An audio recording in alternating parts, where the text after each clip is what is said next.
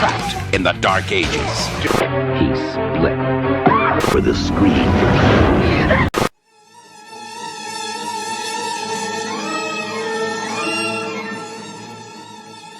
Isn't a finger. There's not a finger. There's a homicidal maniac out there somewhere. They cut off one of his ears. Why would anyone want a goddamn ear? Jesus. You flatter me. At the most, a fallen angel. I kiss ass one day and I kick ass the next. And it's your ass that's going to be on the line. And I'm not planning to kiss it. Mario Fulci, Mrs. Brett. The cemetery manager. Oh, shit. He's trying to put them back together again. You're right.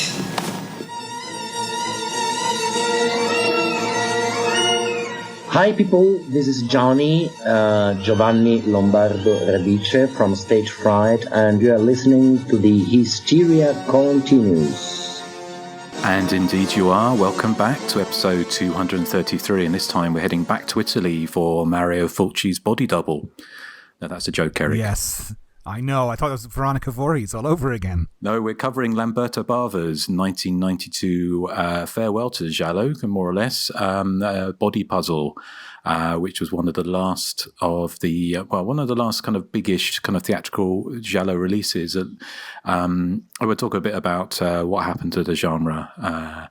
But we've covered most of his Gialli output, haven't we, on the podcast? I know we did Your Die at Midnight and Delirium, we've both covered, haven't we? And A Blade in the Dark, I believe. So I thought it was about time that we covered his 1992, and arguably, I don't know, we'll see what people think. But I'm certainly a fan of this movie. But before we get onto that, let's see how we've all been doing. So, Erik, I hear you've had a delivery, not a baby, but something akin to one. I've had a delivery, yes.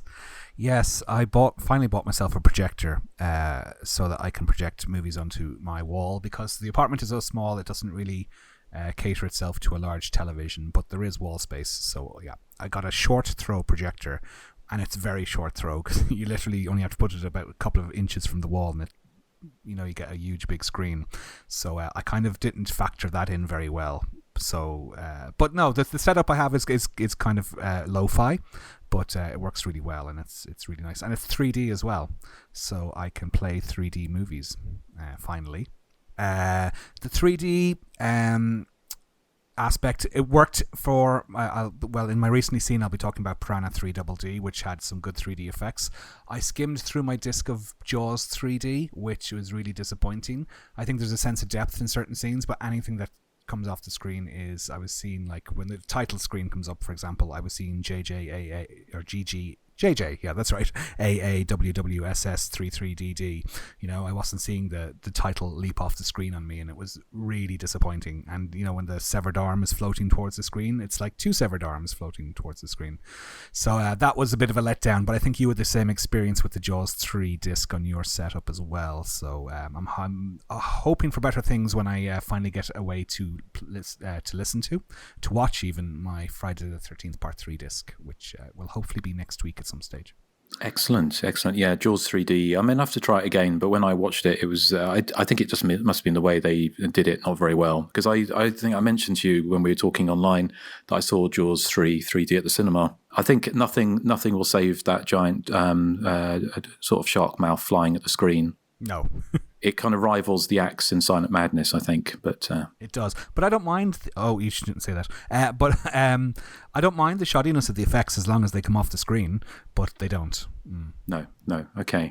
I think. Have you got Amityville 3D? No, I have it on the way. Is that any good in 3D? I've got a feeling it's better than Jaws 3D, but it's still a bit. The polarized films, they're dark, aren't they? Naturally, everything's a little bit darker, so you need to watch in a really dark room. But Dana Kimmel in 3D, what a treat. Yes, I can't wait as she descends from the rafters with her arse coming at me in 3D. Yes, and those guppy lips. So look forward to hearing what you think about Piranha. Is it 3 or double D? It was double D I got, because the first one was filmed in 2D and post-converted to 3D. So I saw that in the cinema, and it was very pop-up booky, whereas 3 double D was actually filmed in 3D. Okay, right. Well, we'll look forward to that. So, Nathan, we're going to be talking later today for our Patreon listeners. We're going to be covering Angel from 1984, aren't we? One of your... and you had never seen it before. I've never seen it, so I watched it this morning. So if you want to hear what we think of Angel, which, of course, I would arguably say that you could have picked it for the main show. I was thinking the same. I doubted myself because of the whole Rabid Grannies fiasco. Well, it does have a psycho going around killing sex workers on Hollywood Boulevard. And dressing. Yeah, but most Harry of it is Krishna. about the drama. Yes, there's not much stalking going on, but there's a fair bit of slashing, and you do have the killer dressed as a Harry Krishna with a knife. So I think I would argue that he could have got away, but it's too late now anyway. But if you do want to hear what we think about Angel, then tune into the Patreon show, which will be out later this month, I think. So Joseph, how are you doing? I've been really sick lately, and I'm still kind of dealing with that, but I'm hanging in there. Well, hopefully the power of the Giallo and Angel will lift your spirits. So, well, let's talk about what we've been watching recently. So, Joseph, have you got anything you want to tell us about? I watched Godzilla versus Kong, and it was just a bunch of white noise. I think Erik had talked about Godzilla King of the Monsters, and yeah, I didn't see that, but I watched this, and the whole movie. I mean, it's a bunch of very bright neon lights and just two special effects constantly just causing destruction. And there's no suspense because you don't really care about the human characters. The whole movie is just basically like a fighting match between two CGI characters. And it just felt like I was watching a video game, and it just, I don't know, I was bored the whole time. It's just like in one ear and out the other. I prefer the old Godzilla, the people in monster suits, the cheesy factor of it all. But this just felt like, I don't know, I can tell I'm watching special effects, and I hate that. It's just, I don't know, just not for me. What about you, Erik? Have you seen it yet? No, but I did see King of the Monsters. I went to the cinema to see that, and it was one of the worst films I ever saw. As Joseph was saying, to me, there was a lot of smoke, a lot of clouds, a lot of noise. It was a very loud film, and it was really hard to tell what was going on. And I was just bored, rigid by it for the 2-hour running time. I just found it one of the most boring films I ever had to sit through. So I've no desire to seek out Godzilla vs. Kong, although I know reviews I think are better for this one. For me, King of the Monsters, like the human element in it was... it was just such cliche. It was an estranged couple, and their daughter is in trouble, so they have to, put aside their differences to try and rescue her, and then they fall in love at the end. Whoa.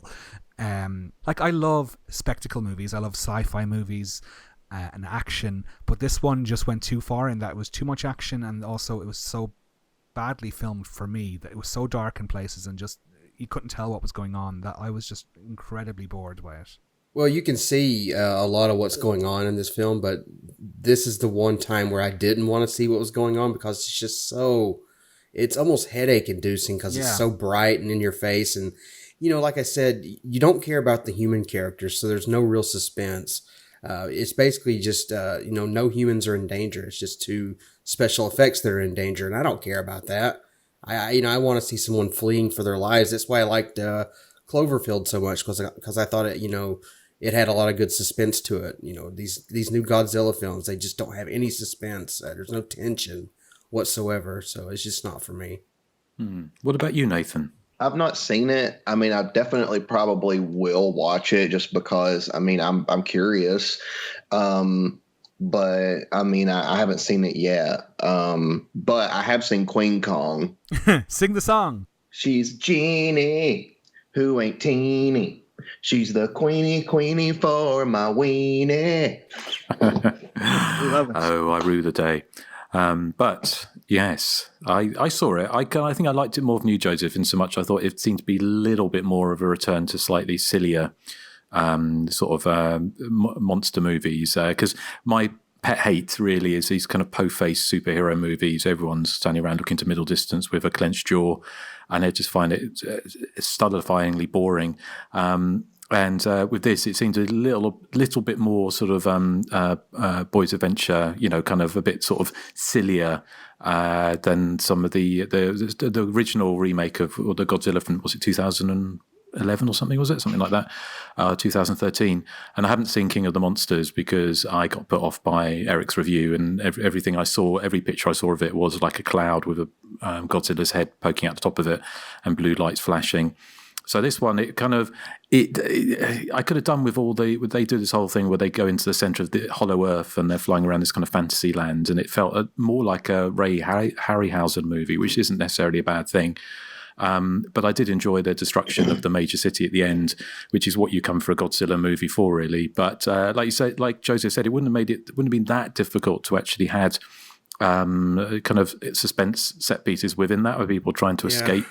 And it goes on, and I was just so bored by it. And one question I had was, how does Kong sustain all his energy? I mean, he's like 350 foot tall. I mean, can you imagine how many bananas he'd have to eat just to, maintain his calories?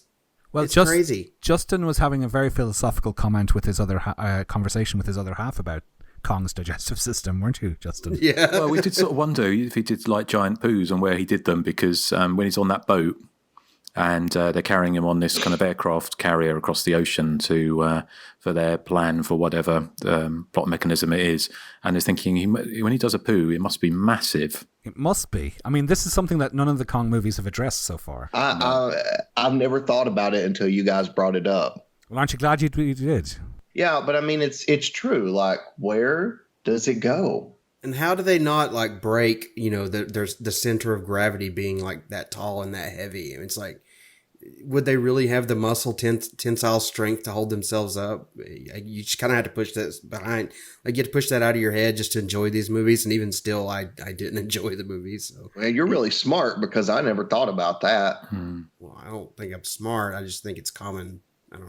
I don't know. Maybe I'm nitpicking, but I had more fun, wondering how much food Kong eats than I did, him smacking Godzilla around. So, well, that's So that obviously that's come out as a major streaming event, because again, it's one of those. I think it's one of the few films that's actually one of the first films that cinema's reopening, isn't it? So yeah, and it's actually doing pretty well. And I'll say I'm glad that a genre film is doing really well as the theaters are opening back up. So that's a good point for it. Well, one little last aside about it is I was surprised when I saw the name Adam Wingard pop up as director, because obviously he did, amongst other things, one of my most watched, more recent horror movies, slasher movies is You're Next. Did he do Blair Witch as well? Yes, he did. So I haven't seen Blair Witch. Oh God. It's awful. I wouldn't say it was very similar to the first one, I thought. Oh, I thought it was awful. Oh God, I hated that movie so much. I wouldn't mind rewatching it at some point, because I saw it at the cinema and I think it was it was kind of a big budget sheen, wasn't it, on the original? But anyway, anything else, Joseph?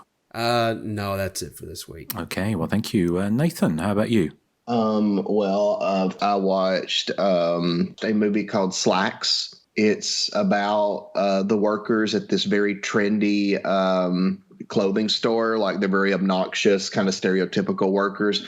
And they come across a possessed pair of blue jeans that starts killing them all one by one in the department store. And I loved it. I thought it was so entertaining. And I mean, I did have an issue with one thing, and honestly, it's sort of like how I feel about Torso, even though I love Torso. But you guys kind of know in Torso when the three girls open the door and the killer's standing there, and then it just cuts to the next morning. It's sort of like Slack sort of is like that, because there's a big like moment that happens, and then I just feel it cuts away to something else. And I'm like, no, I wanted to see that. But still, no, regardless, it was, I don't know, just a lot of fun. And a lot of the characters were kind of deserving of what the pants did to them.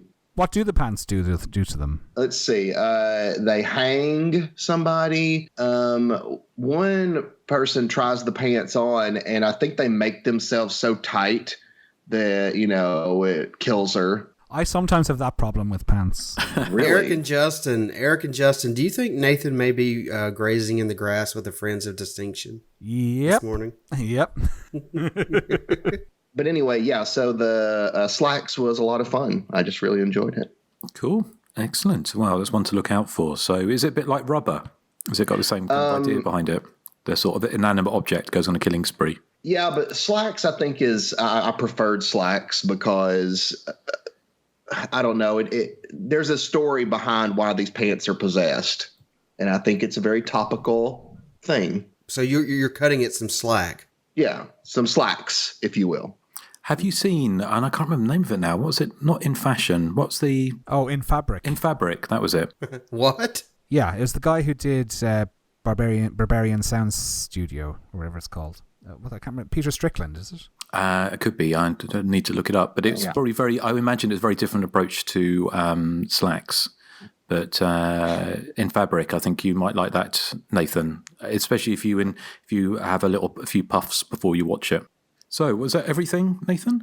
One more thing, and I think we can discuss it. Justin, I don't know if Erik was able to watch it or not, but I watched Boss Level, where the guys reliving the same day over and over. I love movies like this. I absolutely love the whole Groundhog Day kind of deal. I haven't seen a movie yet that uses that storyline that I've disliked. I mean, I'm just a sucker for them. They're just great. And this one is a lot of fun. You know, Frank Grillo is really good in the main role, and it just has a great amount of humor amongst all the action, and the humor is actually pretty funny. So, 2 thumbs up for me. I thought it was really, really, really good. But yeah, so Justin? Yeah, no, I really enjoyed it. I think it was a lot of fun. Again, it's that slightly overused, Happy Death Day, and dozens of other films have done it since Groundhog Day. But it kind of, in the context of an action movie, it worked really, really well. I mean, it was very over the top. I mean, also had a decent budget. I looked at the budget; it was something like $44 million, and it's made something like $1,000 at the cinema because obviously it had the misfortune to be released during a pandemic. Although, ironically, I think I'm right in thinking it was made in 2018. For some reason, it sat on the shelf for 3 years. So why? I'm not entirely sure. But yeah, I had a lot of fun with it. I thought it was it's very kind of over the top, very kind of silly. Obviously, there's the whole kind of video game sort of kind of aspect to it. The whole idea of the boss level, you go and fight various bosses to get through. But unlike lots of it's not a video game adaptation, but which a lot of those kind of leave it wanting. But yeah, it's the cast are very work really well together. They know exactly what they're doing with it. They're having fun with it. So yeah, it was a good recommendation, Joseph, because I think you spoke about it last time, didn't you? Yeah, and apparently you guys had watched it and had seen something with like a different ending, and the version that's on Hulu has like a protracted, like extra 15 or 20 seconds that kind of punches up the ending, and you guys had missed that or something. Yeah, apparently there's a different, slightly different cut for Europe than there is for Hulu in the States. I'm not quite understood why, but the version myself and Justin would have seen ends, I suppose, quite abruptly. Yeah, I mean, when I was reading up on that, I was like, what? That's how they decide to end it over there? That doesn't make any sense. No, because it doesn't. I say one of the criticisms I had when before we found out there was like a bit of extra ending, it was kind of the whole idea was boss level, and then you end with basically on a cliffhanger, which is never going to be answered. So it seemed a bit, which you wouldn't do. I mean, no video game would ever do that to someone playing. People would be kicking their TVs in. So it seemed a bit strange. So I'd like to see that the proper ending at some point. I think that it definitely the proper ending would help because without spoiling it, the proper ending just, like Joseph said, it just kind of punches things up to where you're like, okay, I can see where this is headed. So. No, but I'm glad you guys enjoyed the movie. I really liked it a lot. I thought it was really great. Yeah, no, I did. I loved it too. I like Nathan. I don't think I've seen a time loop movie that I haven't enjoyed it to some capacity. I think Happy Death Day is still my favorite one because I just found the character's arc from, being a sort of bitchy A-lister in high school to sort of understanding and her place in the world and being a nicer person is the way forward. I thought that I liked that character arc in that one. So that's probably why it's my favorite. But I mean, I love this. I love things like Triangle, which I suppose is a time loop movie. And Groundhog Day, of course, and Edge of Tomorrow, which is that Tom Cruise one where he's battling aliens, I thought was wonderful. I thought it was one of the best big budget studio movies I've seen in the last 10 years. It's really funny as well. It's got a sense of humor, so it's quite like Boss Level in that respect. So I thought that was a terrific movie. But Boss Level itself, yeah, great action, funny. I loved the there's that sword that. Asian sword master. It was a Guan Yi or something is her name, and she always has the same sort of catchphrase after she decapitates the hero, which I thought was quite fun and was very, very much like a computer game. So yeah, no, big thumbs up from me. I love a time loop movie, and this one didn't disappoint.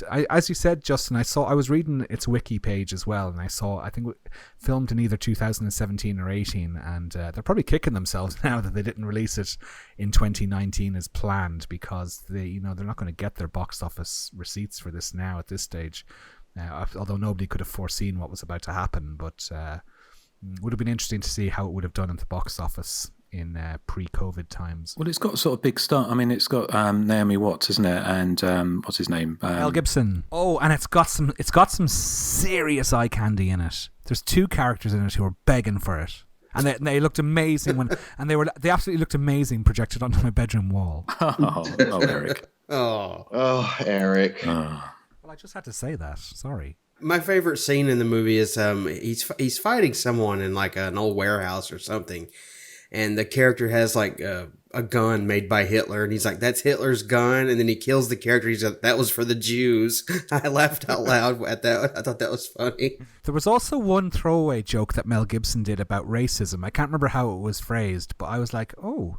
I assumed he was in on that joke. Because correct me if I'm wrong, he was arrested for saying some anti-Semitic things to a cop or something, wasn't he? Yeah. Yeah. Or he was threatening a cop, but I don't think he's arrested for the remarks. Oh, right. I think he said the remarks. Yeah, sorry, he got into trouble for the remarks. Yeah. So he says something he disses somebody for using a racist slur or something, I think, in this film, and I thought, oh, I wonder if Mel is in on that joke or yeah.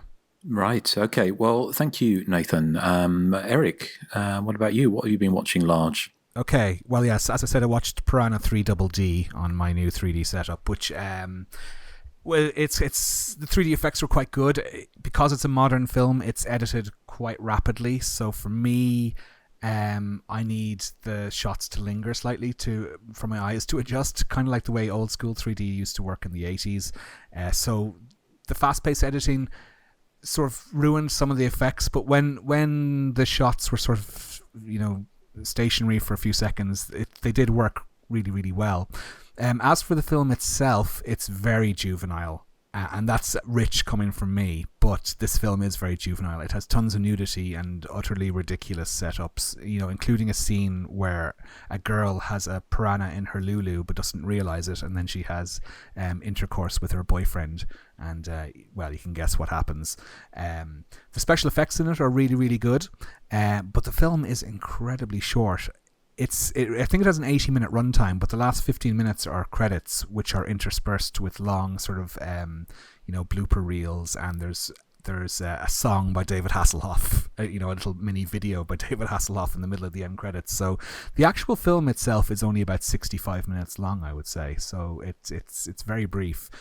But yeah, the 3D is quite good. Film. It's fun. I mean, the film is kind of fun, but nothing. Prepare yourself for something very, very lowbrow. I mean, this is as lowbrow as a modern studio film can get. Piranha 3DD. But yeah, it was an interesting first 3D home movie experience for me. So, and certainly the 3D looked a lot better than. Like, I didn't watch all of Jaws 3D, but I skimmed through it, and it wasn't working. Yeah. I haven't seen. I have seen it, but I think I saw the original at the cinema, the original remake. Sorry, and I remember it being very, very silly. But that's not necessarily a bad thing. But once you kind of get into the groove or something like that, you can go with it, can't you? But yeah. I imagine, Nathan, is it one of your favorites, or? Oh, I love it. I think it's so much fun, and I think it's very fast paced. I mean, yeah, I'll agree. It's lowbrow, but sometimes that's just what I'm in the mood for.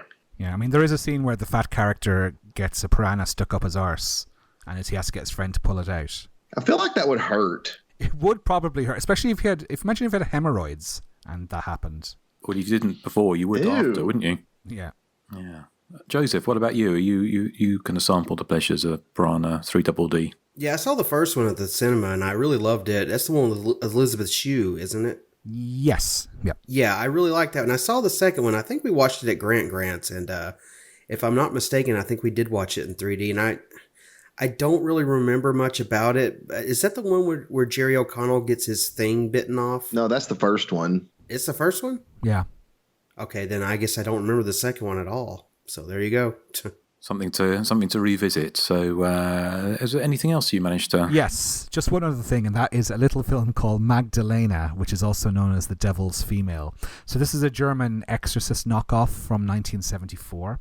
And the first thing that struck me about it is that one of the lead actors is a guy called Michael Hines, who would be famous to myself and Justin probably as Uncle Quentin in the 1970s TV show The Famous Five. Anyway, in that TV series, he was married to a character called Aunt Fanny. And speaking of which, he gets to hang out with a lot of Fanny in this film, as Magdalena is wall-to-wall nudie ladies. Magdalena herself is possessed by a supernatural force whilst attending boarding school, which makes her take all her clothes off and ask any sort of gentleman in the vicinity to stick it in her. I think are her exact words. There's a point in the film where she decides to go to church, and this is the little interaction. One of the things I love about these sound clips I'm about to play is that she has guardians with her that are trying to excuse her behavior. So this is Magdalena on her way to the church. I want to take communion, but not in my mouth, but down here in my pussy. She's not well, Father Conrad. Magdalena, please! So, like, the film has just the most wonderful dialogue, but it doesn't have the special effects component of The Exorcist or something like The Antichrist or Beyond the Door, but it certainly holds its own in the potty mouth dialogue department because, as you could hear from the clips there, Magdalena does go to town whenever she encounters anyone. It's really entertaining. I really loved it. I think I'd had heard of it, but I'd never sort of sought it out before, but I'm so glad I did. It was just so much fun, and expect these sound clips to be played a lot on future episodes. Also spotted a cameo, because it's a German film, I spotted a cameo in there by the woman who played Augustus Gloop's mother in Willy Wonka and the Chocolate Factory. She's in there too. So yeah, if you're a fan of potty mouth possessy movies, then this one comes with my highest recommendation. Thank you for spotting it, Justin. You were the one who recommended it to me. Excellent. Okay. Well, thank you. Is anything else? No, that's it. Okay. Well, just a couple of things I've seen. I watched last night because I've got the Amazon Fire Stick, and one of the free channels is Pluto. I don't know if it's everywhere, but they've got the remake of Whatever Happened to Baby Jane, the TV remake from 1991 with Lynn and Vanessa Redgrave playing the Hudson sisters. And so it's kind of a faithful-ish remake, except the Victor Bueno character from the original is replaced by someone who works in a video store who makes kind of, it's implied he makes kind of gay porn, and he has these two psychotic twin twinks on his tail hounding him for money, which is not something that was in the original, I don't think. So Lynn and Vanessa Redgrave have a lot of fun with this, and especially Lynn playing Baby Jane Hudson, who her version of it is basically she's got this big frizzy red hair and these big panda eyes, and she's really bad putting makeup on. And I just thought, well, I won't say Erik, but you know what I was thinking when I saw that. Well, I don't have to know what you're thinking because you were sending me texts explicitly stating what you were thinking. I know. So it wasn't a story of Toya, but yeah, it was a lot of fun. I mean, it was kind of with the limitations. The other thing that was not funny about it was it had Amy Steele in it from Friday the 13th Part 2, who played one of the sisters' neighbours, although bizarrely, her and her husband, I can't remember the actor's name, are kind of in it for the first half of the movie, and then they're completely forgotten. You don't see them again after that. So I'm not quite sure what the point of actually having them in the movie was, I think there was, in the original, there was Neighbours. In fact, I think it was Betty Davis, his real daughter, B-Day, or not B-Day, what was her name? B-Day. Sorry, not B-Day or BJ, no, I can't remember. No, what was it, B-Day? It's anyway, her daughter, the one that wrote the tell-all book about her mother and now became a born-again Christian, she played the teenage girl next door. But anyway, it's a lot of fun if you're a fan of the first movie, and this kind of goes in places. It's a bit more killy as well than the original. So yeah, I had fun with it. So yeah, have any guys seen it? Nathan, I think you said you saw this before you saw the original. Is that right? I did, yeah. This is what made me want to seek out the originals, because I saw this first on TV when I was a lot younger. I don't remember a whole lot about it. I mean, I remembered Amy Steele was in it, and I remembered how much I loved the Redgrave sisters. I thought they were a lot of fun in this movie. So, I mean, I liked it, and that's what made me want to watch the original, which I really liked the original a lot too. Well, it made me laugh a little bit with the remake, because although if you know the original, there's a scene where Betty Davis as Baby Jane Hudson gives Joan Crawford a kind of silver platter, and when she pulls out, she's given her a dead rat. And in the remake, they redo the scene, except Baby Jane Hudson has cooked the neighbour's dog. But although that sounds horrific, actually, when it looks like it was made out of chocolate and Play-Doh with two goggly eyes on it.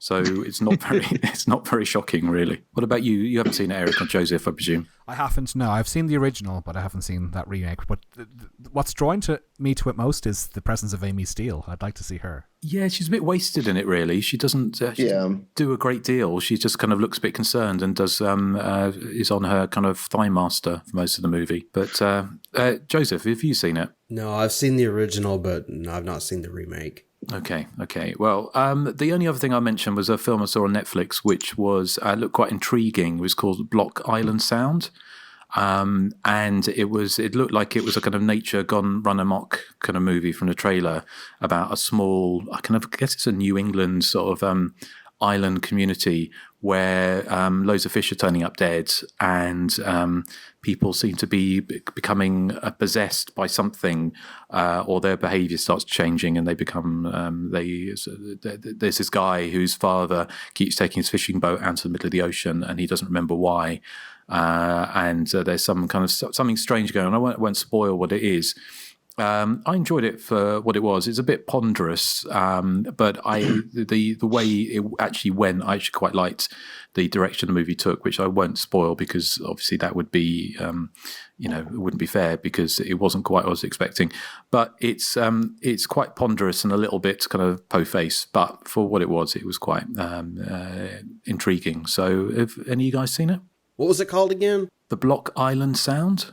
That sounds familiar, but I think I've seen it on Netflix, but I haven't actually seen it. So right. Well, let's get on to the main feature, and it is Lamberto Bava's Body Puzzle. In this mind-mangling mystery, an attractive young widow, played by the prolific B-movie babe, Joanna Pacula, becomes inadvertently caught up in a killer's sick scheme, with the mysterious murderer leaving lopped-off limbs at a doorstep and taunting her from afar. Featuring a supporting cast that includes the ever-iconic Giovanni Lombardo Radice, Body Puzzle would be Bava's giallo swan song, and there's little doubting that the legendary filmmaker went out with a big bang. Arguably even more twisted than The Blade in the Dark, and with a plot balmier than his classic Demons. Body Puzzle is a force to be reckoned with. So that was a bit of the background, sorry, not the background, but the back of the Blu-ray blurb from the 88 films release of Body Puzzle, which came out, I think, relatively recently. This is a film I had on video many years ago, so I saw it probably sort of early mid-90s when I was kind of a bit of a giallo kick, and I think at the time I wasn't that fussed on Lamberto Bava, to be honest, or those kind of later 80s gialli. I think again, you just like with the slasher movie that I kind of really measured everything against the likes of My Bloody Valentine or Friday 13th or Halloween, and slasher movies didn't quite fit the bill I was always on lookout for the kind of comparable titles to that. So I think probably a similar thing that I was anything that wasn't Dario Argento, a Black Glove Killer, that kind of thing, possibly didn't float my boat at the time. But I've kind of come back to Lamberto Bava's output with a kind of vengeance, really, especially his later 80s ones. I mentioned You'll Die at Midnight from 1986 and Delirium Photos of Goya from 1987, which are both fantastically balmy. This is kind of less fantastical in so much that it's both of those had slightly not supernatural. Well, they had kind of slightly more fantastical elements, I kind of guess. Although Body Puzzle actually, when I say fantastical, I mean it's completely illogical. You have it's kind of the whole thing's based on the most amazingly ridiculous plot contrivances and awful police work. So you've got this young widow whose brother has just died and her husband's died as well, and somebody is creeping into a house and leaving body parts, and so some psycho is going around chopping up various people that seem to have absolutely nothing in common with each other. So the police sergeant, or the police detective, plays by Thomas Arana, who was in quite a few of these kind of Italian movies like The Sect and The Church around this time, is investigating the murders, but also the link between Tracy, played by Joanna Bakula, and why she's being targeted by the killer, and he's leaving these kind of gruesome mementos, a bit like almost like when a cat brings back a mouse for you and drops it at your feet as a bizarre thank you for feeding them. But it goes into the most ridiculous and over the top things, and that's why I love it so much, because it's just so over the top and silly. And doing a review for Hysteria Lives, and the more I watched it, and the more I thought that actually, although I do love Dario Argento, and I think Dario Argento is he kind of lost his way, I can guess, arguably, into the 90s. But Lamberto Bava seems to be perhaps a little bit more less po-faced than Argento is. No, Argento's kind of got this amazing visual style. But Bava shows these incredible set pieces here, that you've got these completely over top kind of scenes. Like there's one where the killer dives into a swimming pool and swims underwater with a butcher's knife pointing ahead of them, and then castrates this lifeguard, who he then sends the penis to Tracy, and she thinks it's a finger, which made me laugh. And you've got like the most audacious scenes. Like there's a young teacher, and she's teaching a blind children in the class, and the killer sneaks in and slits her throat and plucks her eyes, although you don't see all of that happening. But what you do see is this splash of blood flying out and landing on this little blind child's face while they're listening to Peter and the Wolf without them knowing what's going on. So it's just so much fun. I mean, it's so nonsensical. You've got the killer, Tracy moves to her parents' house. So I thought it was a bit unkind of them to go on a trip and leave her all alone in this house when she's being targeted by a psychotic killer. But there you go. And the killer just is able to turn up at the house and leave things like a severed hand on the front door, pop things through the letterbox, even though the house is being staked out by the police.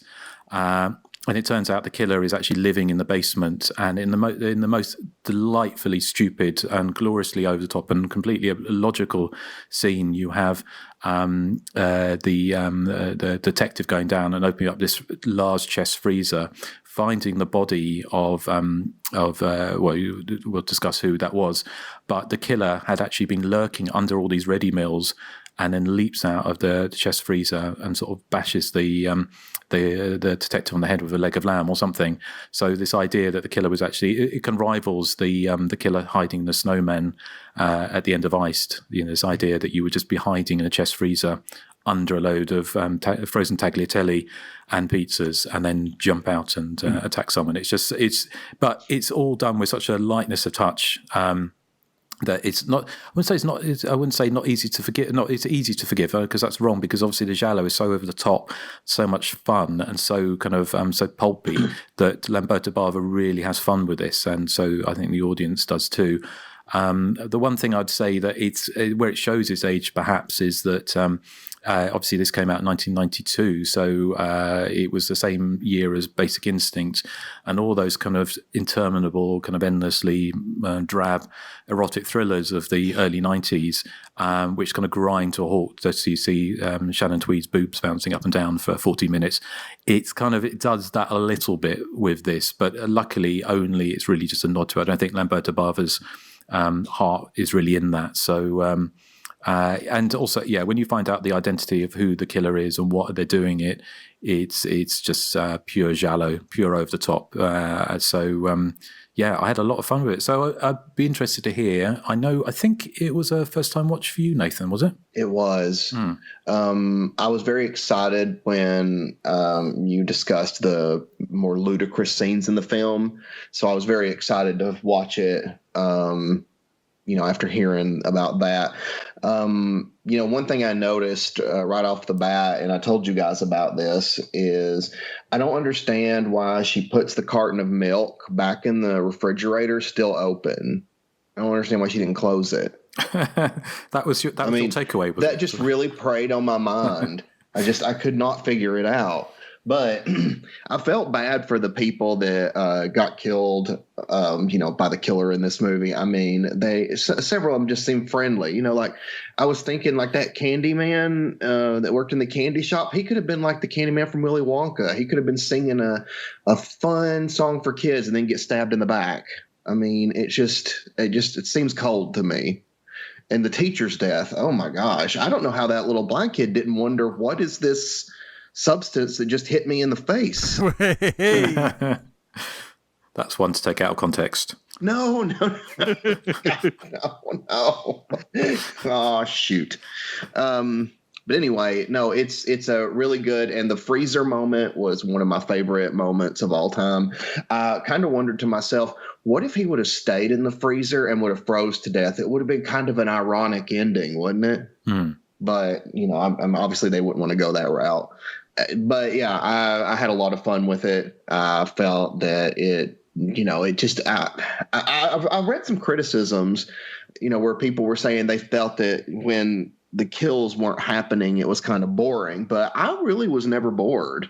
I just thought that, like, the dialogue, and there's just this over the topness about it. Like, with Joanna Pacula's character, like always coming down the stairs in these flowy, like, tops or gowns or something. I mean, even that just seems over the top, and I love it. Makes me think of soap operas or something. Of course, there's not many soap operas where there's a severed hand hanging on the door, or that poor woman in the bathroom when he attacks her and cuts her hand off. And you know what, though? I'm going to tell you this right now. If I was one of those people that died, when I found out the reason this guy killed me, I would haunt him for the rest of his life.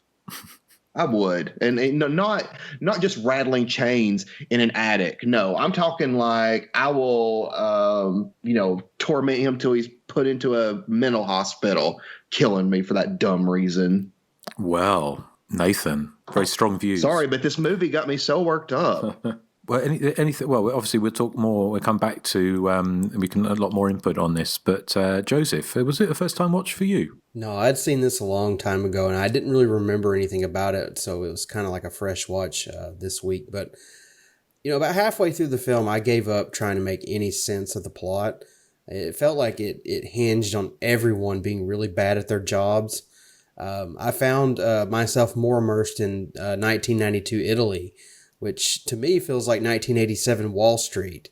Or, every time the killer plays that familiar orchestra score, I kept thinking I was watching a Memorex commercial from the mid-'80s. I think I was talking about Fatal Frames and how 1990 neon it felt in 1995. And I think Body Puzzle has that kind of, it has that kind of stuck in time thing going for it that I really love. Like I said, it's like this 1987 wash of really bright colors, and like it feels like a cocaine binge. I mean, this movie is so overlit. I mean, every scene is a wash in white. I mean, like your eyes will feel like they're melting by the time you get to the end credits. There's so much white. But no, other than that, I actually really enjoyed Body Puzzle. I had a little trouble working out, the killer's motive. I mean, it's so convoluted. Like, someone's trying to convince him he's one person. He believes he's another person. There's all this kind of like, no, this is Abe. This is Tony. This is Tony. This is Abe going on that I kind of lost track. So maybe if one of you guys could clear that up a little later, that would be great. But anyway, I think, trying to follow the convoluted plot is pretty pointless. I mean, I was mostly in this for the glorious set pieces. My favorite being the killer of the teacher at the school for the blind. And I also, like you mentioned, that death scene in the pool. I think it's just, it's shot really well. And that's one thing I can definitely say for Body Puzzle. It's that it's very lovingly photographed, if nothing else. I mean, the way they just follow the killer in the pool with the knife going towards the victim. I just think it's so ludicrous, but it's just so fun. And the whole movie's like that. Like all the death scenes, they're shot in like this overly stylized fashion, and it really works in its favor. Overall, I think Body Puzzle worked for me because, it takes itself much too seriously, despite the fact that, it has not one, but two sequences with the killer hiding in absurd places just waiting to be found. I mean, you have that scene in the freezer, and then not 5 minutes later, he's hiding in a dumbwaiter, just hoping the heroine will open it up. And there he is. I also love the cliche of the hero just walking away to nowhere after all is said and done. And they do that a lot in these movies. I mean, where are they going? They're walking away. There's we need you to make a statement. We need you to wrap up the crime scene. Nope. The killer, the detective character just kind of walks away. That's it.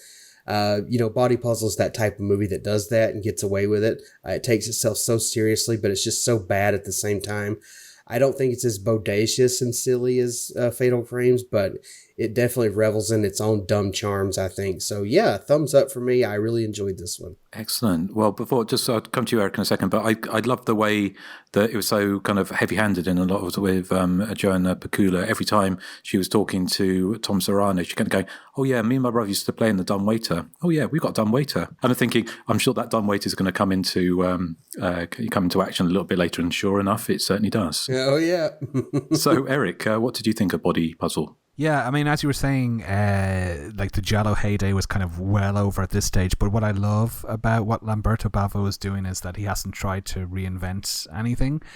You were talking earlier about superhero movies nowadays and how they're so po-faced and serious, whereas compared to the ones from our youth, which would have been like Superman and Wonder Woman and Incredible Hulk on the television and that, and how kind of innocent they were. And that's what I like, is that the Body Puzzle still conforms to all the cliches and the blueprint of the Giallo. He hasn't tried to make it serious or kind of like what Daniel Craig's Bond did to the Bond series. It turned it back on the silliness, and I'm really glad that Lamberto Bava never went down that avenue.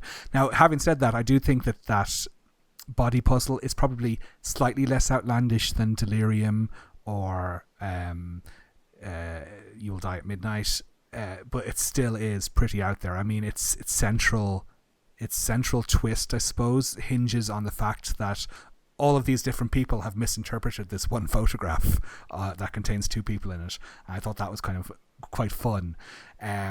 I love that opening sequence where with the chase, there's a guy in a motorbike being chased by a guy in a car. The guy on the motorbike falls over and he's obviously badly injured, and his friend, or whatever he is, gets out of the car and starts shaking him, going, no, you're going to be okay, blah, blah, blah. I says, well, stop shaking his bloody body then. Another thing that I liked was that great set piece with you would call him a candy man, Nathan. I would call him a sweet shop owner. These are the differences we have between America and Ireland language-wise.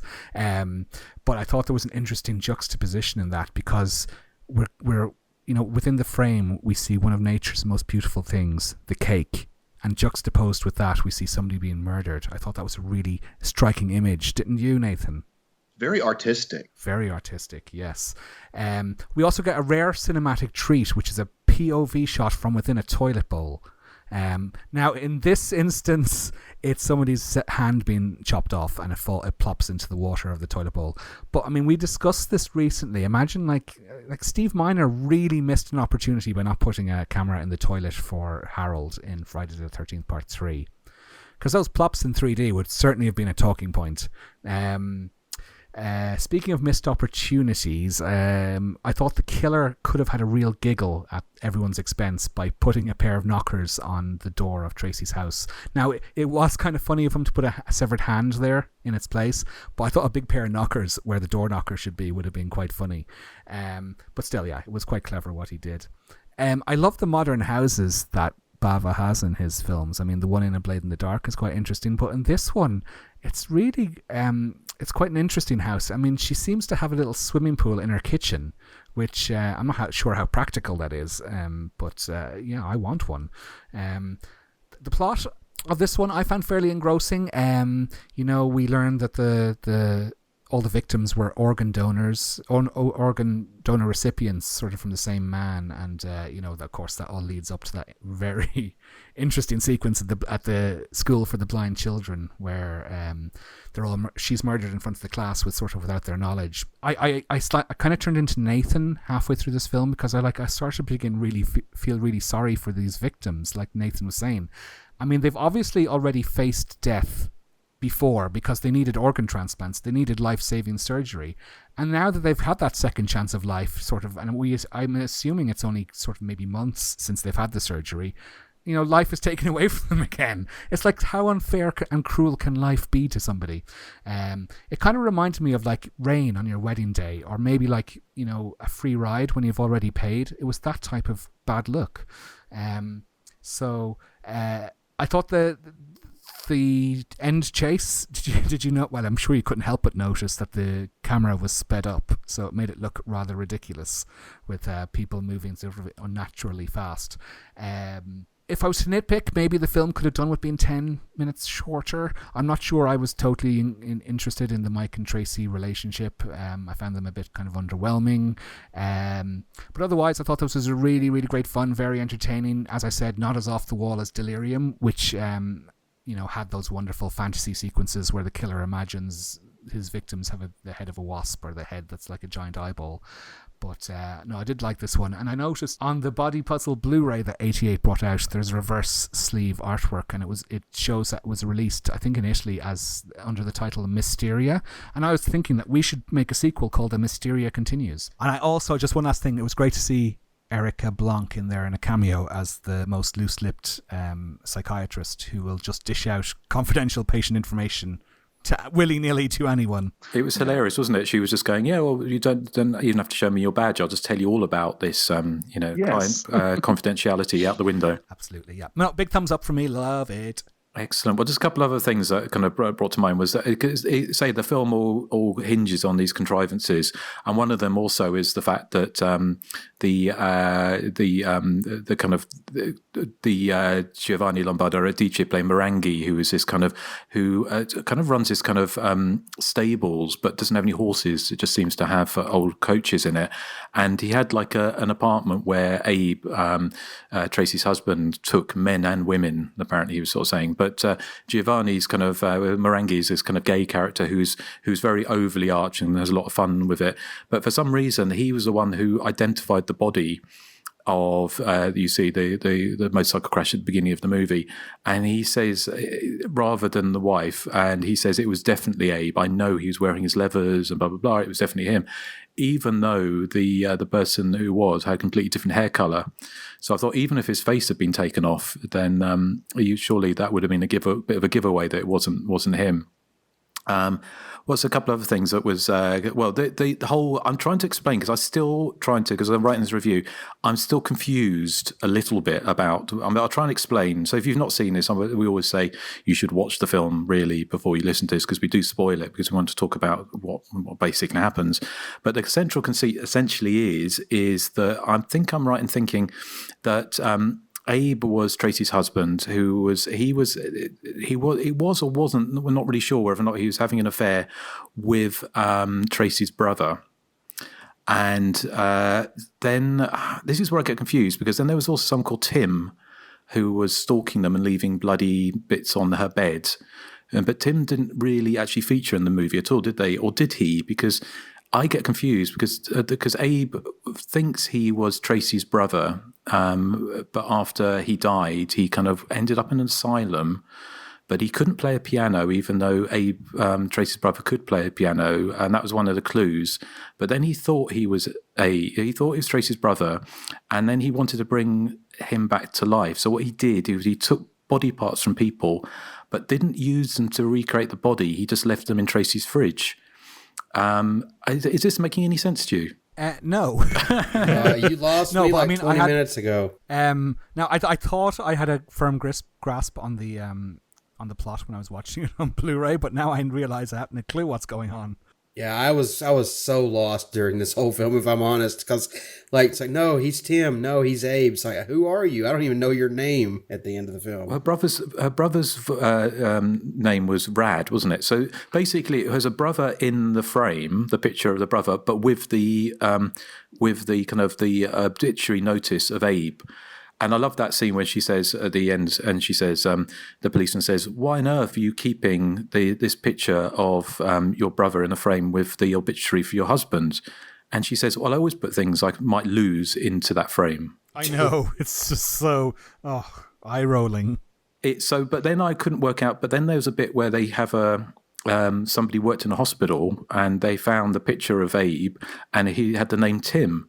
So, but Tim was following Abe and Tracy one night, and she said she got spooked. So did Abe think he was also Tim? And where was Tim? For that matter, where was Billy and John and Frank and everybody else who could be someone else? You will get lost during this film, I can promise you that. Yeah, it didn't, and also in some ways that ending where it is kind of a kind of mirrored ending where you have the Abe actually dies in a car crash where they thought he died in this motorcycle crash.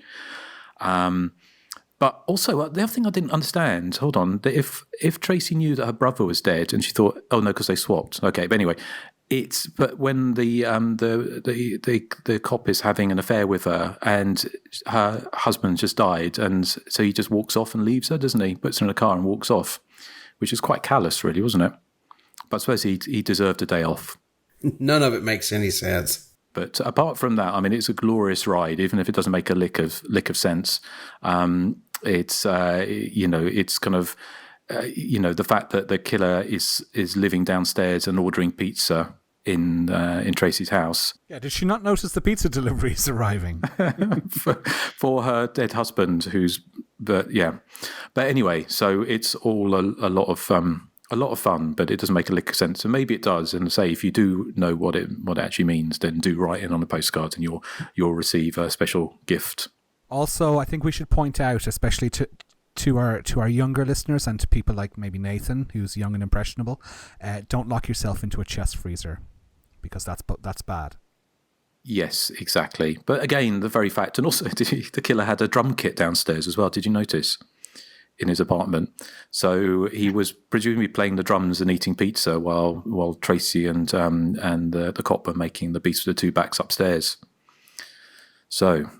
Anyway, okay. Well, that's all. That's all kind of very confusing. But yeah, if you just want to check your mind, your brain in at the door, and just enjoy a fantastically fun late 80s giallo, then you could do a lot worse than this. And I know, having looked at some of the other films that were coming out at the time, I think there are a lot worse films than this. So thank you, Lamberto. And also, of course, he did that. You could tell that he was having fun with it because he called that character Mario Fulci, didn't he? Which obviously referencing both Lucio Fulci and his father, Mario Bava. So it's, he was obviously having fun with it. And for somebody he's gone on record as saying he doesn't like making movies where people walk around and stab women with knives, or anyone with knives. It's not his thing, but he's actually very good at doing it.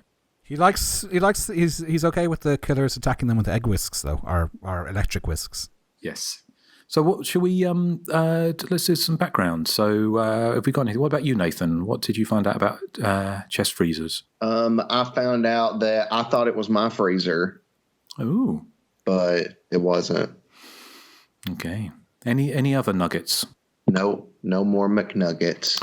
That was a reference to Federal Massacre, wasn't it? It was Hairdresser Massacre. Yeah. Just for context, very quickly, for nobody who's seen that, what that's about is my aunt goes over to see my grandmother's character, and my grandmother has a freezer, and my aunt snoops and looks in it, and my grandmother confronts her, and her excuse is, well, I'm sorry, I thought it was my freezer.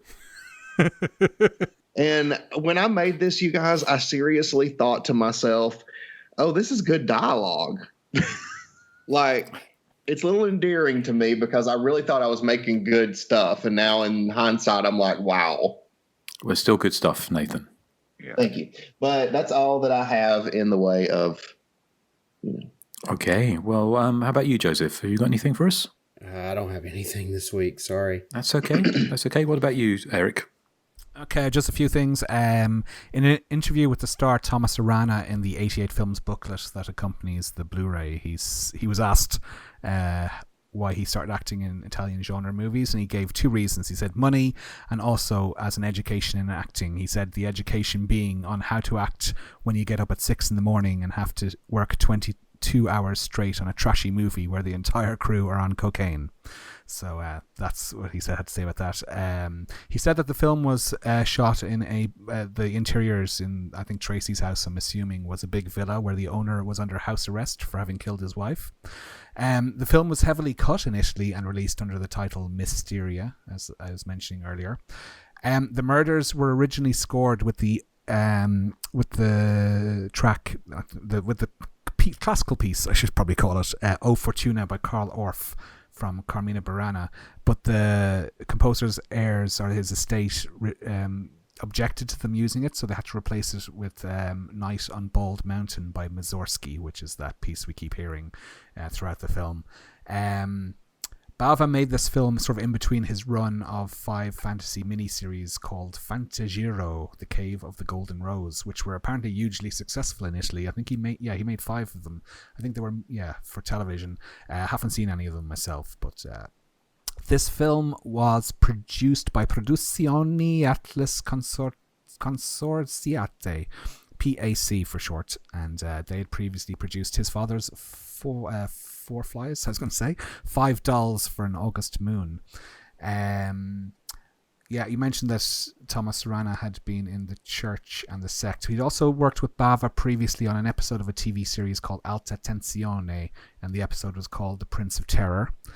And Joanna Bakula, she is a Polish actress who apparently had a fling with Roman Polanski in the early 80s. And I think her most famous role, probably in terms of mainstream cinema, was in Gorky Park in 1983. And that's all I have, Justin.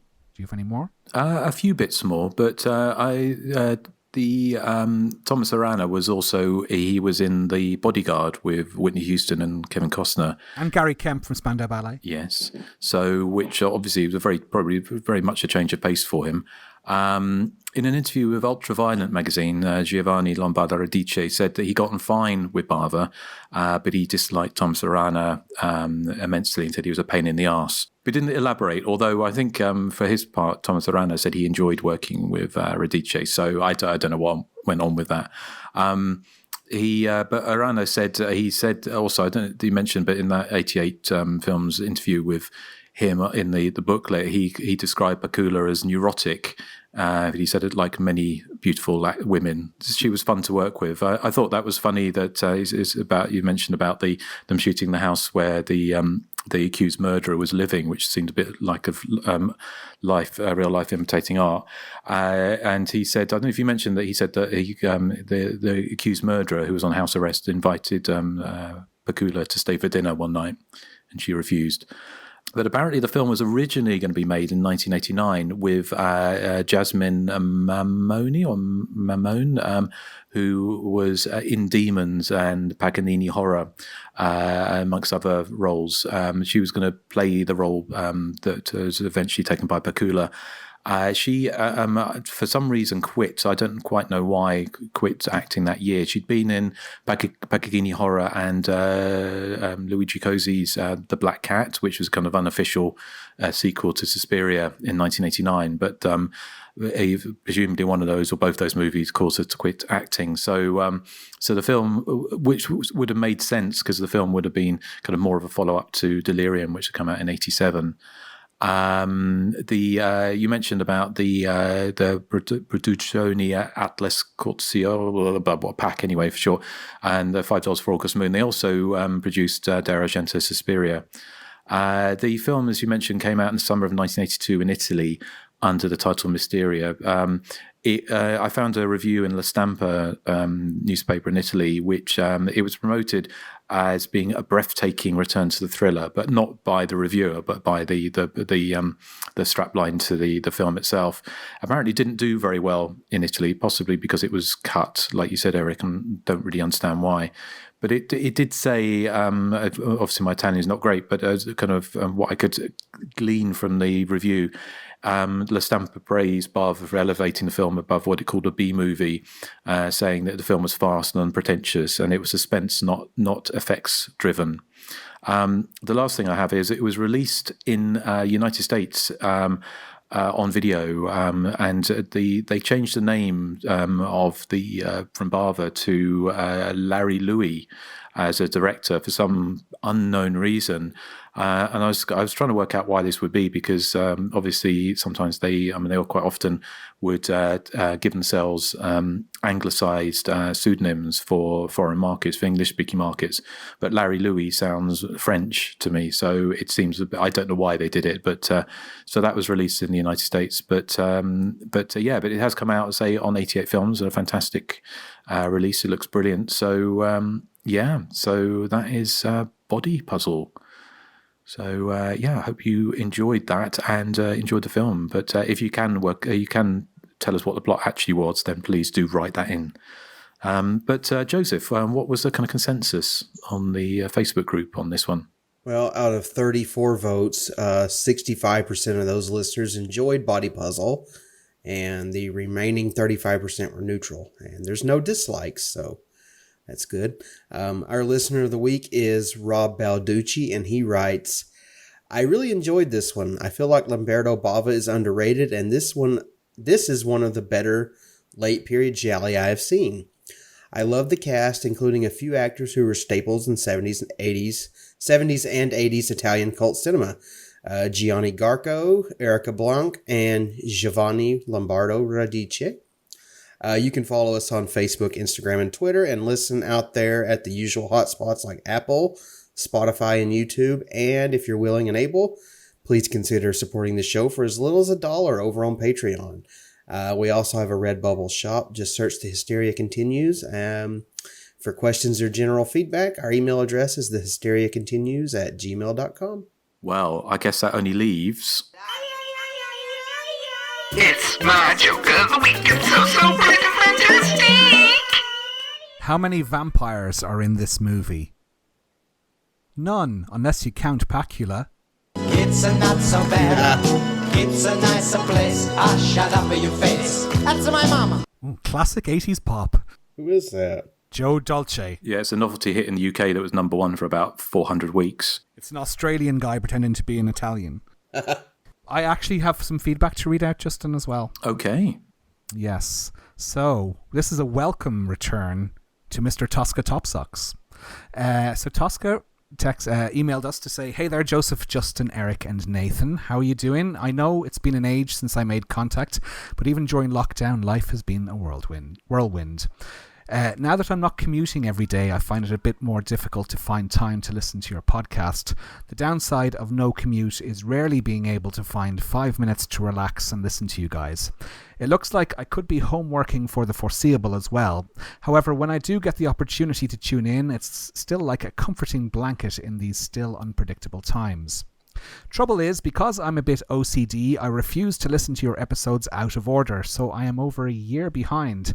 I did hear your shout out to me on the Opera podcast though, and that made my day, and hence the fact that I had to get in touch. What a year. Hopefully we will all find things getting a bit easier over the next few weeks and months.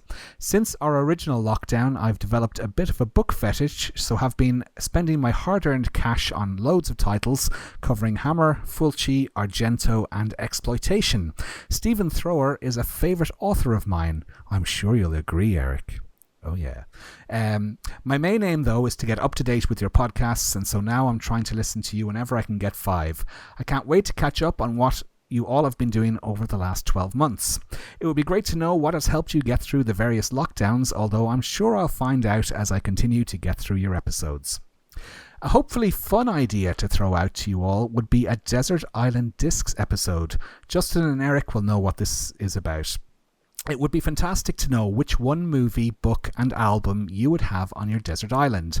Mine would be Halloween, original, Jaws, Memoirs from Martha's Vineyard, which would be his book, and the Pet Shop Boys' greatest hits. Loved them since I was a teenager.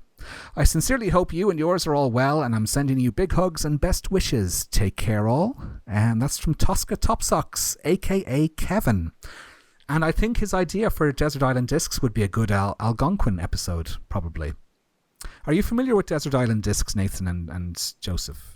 Well, I mean, I know the concept. It's like, what would you take to a desert island? So, it is, yeah. So it's a popular BBC Radio 4 show that's been running for, I think, about 50 years. So the interviews... Oh, I didn't know there was a show about it, but... So they interview celebrities and ask them what, I think it's 5 records they're allowed to bring, 5 songs they're allowed to bring to this desert island, and then they're asked for a book and a luxury item as well at the end. So that might be a fun thing to do. Yeah, well, it was good to hear from you, Tosco. You've got a lot to catch up on. So, well, actually, talking of news, it has been announced that Vinegar Syndrome are putting out All American Murder on Blu-ray, and we've contributed a commentary track onto that, which I'm sure you'll all enjoy. I'm sure it'll be a big hit, as usual. So, so do check that out. Obviously, we've got some more things planned with a number of labels, and obviously we'll let you know when and if we can. So, but always great to hear from you, Tosca. And it was a good idea for an Algonquin. So I've actually got another idea for an Algonquin that I'll discuss off air, which I've stolen from another show, which I thought might be quite fun as well. So, okay, excellent. Is there any other feedback? I have some. Oh, okay. Okay, it says, I thought the Whamnesia joke was very funny. And that's from Simon.Logan. Thank you, Simon. Was that it? Yeah, that's it. Oh, okay. I sincerely thought Whamnesia was one of my best jokes, and I was absolutely distraught when it was received with a collective. Oh, I really liked your joke this time, though. Yeah, the Count Pacula joke was good. Thank you. I also like the one where you called Justin a whore. Well, that's always I don't remember the exact joke, but I remember it was funny. Yeah, it was. It was a Patreon exclusive, so I can repeat it now if you want. For free. Yeah, go ahead. What do you call the space that's a few feet behind Justin? Beyond the whore. Because we were discussing Beyond the Door. Still not funny. So... Oh, in the episode, you said it was one of his better ones. Well, I'm talking about taking things to Desert Island. See, I'd like to take... presumably, if you can come straight back, I'd like to drop Erik off on one. And well, I'd quite like to live in a desert island. So there. As long as there's Wi-Fi. Okay. Well, anyway, we'll save that. That's kind of sort of insight into our brains for a Patreon episode. So, well, for next time, whose choice is it next time? We're rewinding back to the 70s. I'm going to go with a film called Psychic Killer, which, if memory serves me right, fits into the slasher genre. Although, if I rewatch it and discover it's not a slasher, I'll have to rethink. But for the moment, it's going to be Psychic Killer. Okay, right. Well, I look forward to revisiting that. So, what are we going to play out with? Well, of course, it's my choice, isn't it? So I tried to think of any Toy songs I could play out with, and I couldn't think. Well, I'd spent a couple of seconds thinking on that, and I thought, no, actually, what would be perfect? I know what you're going to play out with. What? I know Susie and the Banshees have a song called Jigsaw. Jigsaw Feeling, that's the one, yes. Jigsaw Feeling, sorry. So perfect to play out with. So, we'll go back to the 70s, back to the Grindhouse of a Psychic Killer next time. And join us over on Patreon. We'll be discussing Angel from 1984 and also our top 4 of, we're up to 1978, the next one, aren't we? I'm not quite sure where we are. Top three, sorry. Top 3. So, join us over on Patreon. It's been a lot of fun actually going through the 70s, isn't it? Oh, yeah. Well, actually, funny enough, it does seem that we spend about an hour and a half talking about our top threes, don't we? So actually get more, probably, time-wise than you do on the main show. But anyway, right, well, we're playing out with Jigsaw Feeling by Susan the Banshees, of course, and we'll catch you next time on Hysteria Continues. So say goodbye to the good people. Bye. Bye. Bye.